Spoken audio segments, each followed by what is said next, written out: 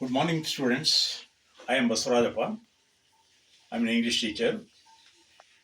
Today, you are all welcome, and I am going to teach you about the small words like am, is, are. ಇವಕ್ಕೆ auxiliaries ಅಂತ ಹೇಳ್ತಾರೆ, helping verbs ಅಂತ ಹೇಳ್ತಾ ಇರ್ತಾರೆ. ಇವುಗಳ ಬಗ್ಗೆ ನಾವು ಸ್ವಲ್ಪ ತಿಳ್ಕೊಳ್ಳೋಣ, ವಿಷಯ ಅರ್ಥ ಮಾಡ್ಕೊಳ್ಳೋಣ. ಈಗ ನೋಡಿ ಗಮನಿಸಿ. ಸೊ ಅವನಿಗೆ ಯಾಮ್ ಅಂದ್ರೆ ಇದ್ದೇನೆ,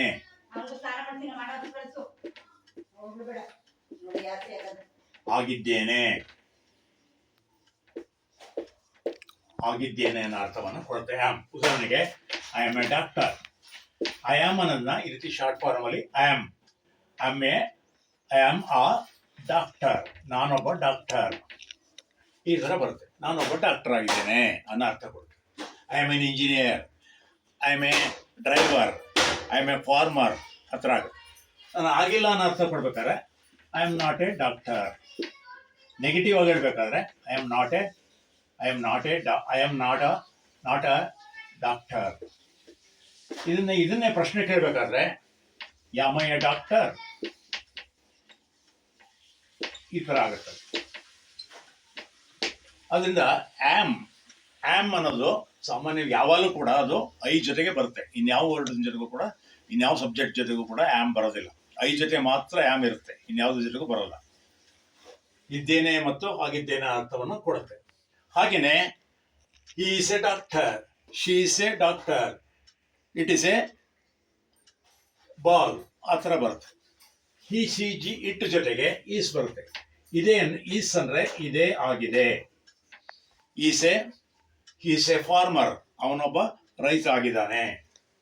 ಇದೇ ಆಗಿದೆ, ಇದ್ದಾನೆ, ಆಗಿದ್ದಾನೆ.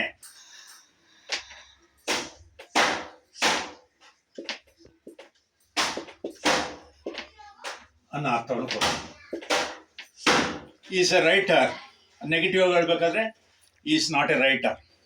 ಅದನ್ನೇ ಪ್ರಶ್ನೆ ಮಾಡ್ಬೇಕಾದ್ರೆ ಈಸ್ ಎ ರೈಟರ್, ಅವನೊಬ್ಬ ರೈಟರ, ಅವನೊಬ್ಬ ಬರಹಗಾರನ ಅನ್ನೋ ಅರ್ಥವನ್ನು ಕೊಡುತ್ತೆ. ಹಾಗೆಯೇ ಇವುಗಳನ್ನ ಗಮನಿಸಿ. You are a intelligent boy, ನೀನೊಬ್ಬ ಬುದ್ಧಿವಂತ ಹುಡುಗ.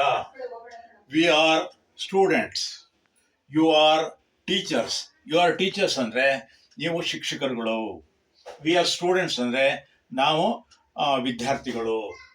They are working hard. They ಅಂದ್ರೆ ಅವರು ಕಷ್ಟಪಟ್ಟು ಕೆಲಸ ಮಾಡ್ತಾ ಇದ್ದಾರೆ. ದೇ ಆರ್ ವರ್ಕಿಂಗ್ ಹಾರ್ಡ್, ಅವರು ಕಷ್ಟಪಟ್ಟು ಕೆಲಸ ಮಾಡ್ತಾ ಇದ್ದಾರೆ ಅರ್ಥವನ್ನು ಕೊಡುತ್ತೆ. ಅಂದ್ರೆ ದೇ ಜೊತೆಗೆ ಆರ್ ಬರುತ್ತೆ. ಹಿ ಶಿ ಇಟ್ ಜೊತೆಗೆ ಈಸ್ ಬರುತ್ತೆ. ಹೀಗೆ ನಾವು ಆಮ್ ಮತ್ತು ಈಸ್ ಮತ್ತು ಆರ್ ಅನ್ನ ಬಳಸ್ತೇವೆ. ಮತ್ತಷ್ಟು ಎಕ್ಸಾಂಪಲ್ಗಳನ್ನ ನಾವು ನೋಡೋಣ.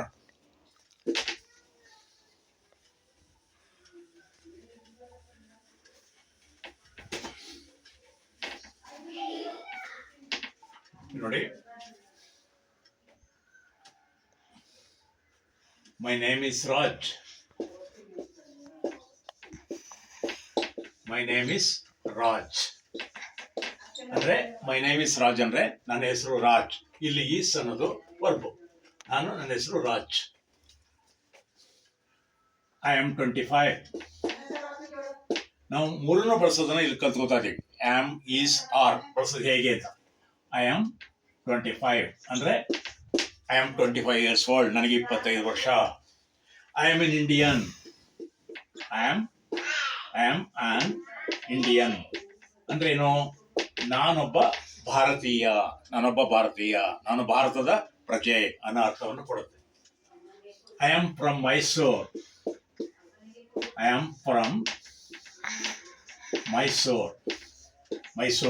ನಾನು ಮೈಸೂರಿಂದ ಬಂದಿದ್ದೇನೆ, ನಾನು ಮೈಸೂರಿನವನು, ಮೈಸೂರಿನಲ್ಲಿ ವಾಸ ಇದ್ದೇನೆ. ಐ ಲಿವ್ ಇನ್ ಮೈಸೂರು ಅನ್ನೋ ಅರ್ಥವನ್ನು ಕೊಡುತ್ತೆ. My father is A doctor.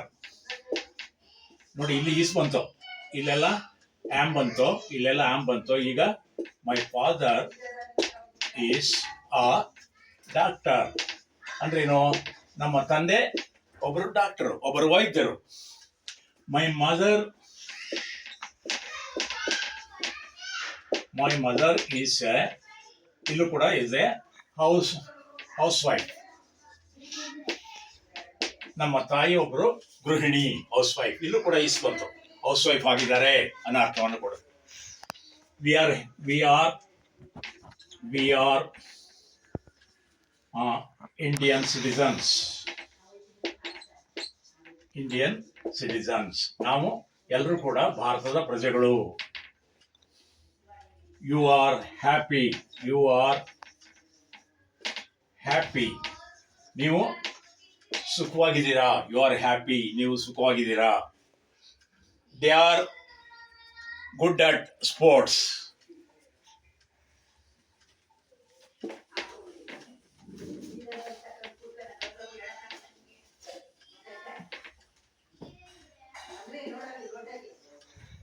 They are good at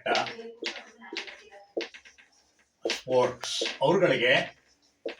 ಅವ್ರಗಳಿಗೆ ಕ್ರೀಡೆಯಲ್ಲಿ ಆಸಕ್ತಿ ಜಾಸ್ತಿ ಇದೆ, ಚೆನ್ನಾಗಿದ್ದಾರೆ, ಕ್ರೀಡೆಯಲ್ಲಿ ಮುಂದುವರೆದಿದ್ದಾರೆ. ಇಲ್ಲಿ ಆರ್ ಅಂತ ಬಂತು. ಹೀಗೆ ಆಮ್, ಈಸ್, ಆರ್ ಇವುಗಳನ್ನು ಬಳಸೋದನ್ನು ನಾವು ಇದನ್ನ ಕಲ್ತ್ಕೊಂಡು, ನಿಮಗೆ ಇಷ್ಟ ಆದರೆ ಲೈಕ್ ಮಾಡಿ, ಹಾಗೆ ಸಬ್ಸ್ಕ್ರೈಬ್ ಆಗಿ, ಮೇಲಾಗಿ ಕಾಮೆಂಟ್ ಮಾಡಿ. ನಿಮಗೆ ಏನನ್ನಿಸ್ತು ಅನ್ನೋದನ್ನು ದಯವಿಟ್ಟು ಕಾಮೆಂಟ್ ಮಾಡಿ. Thank you all.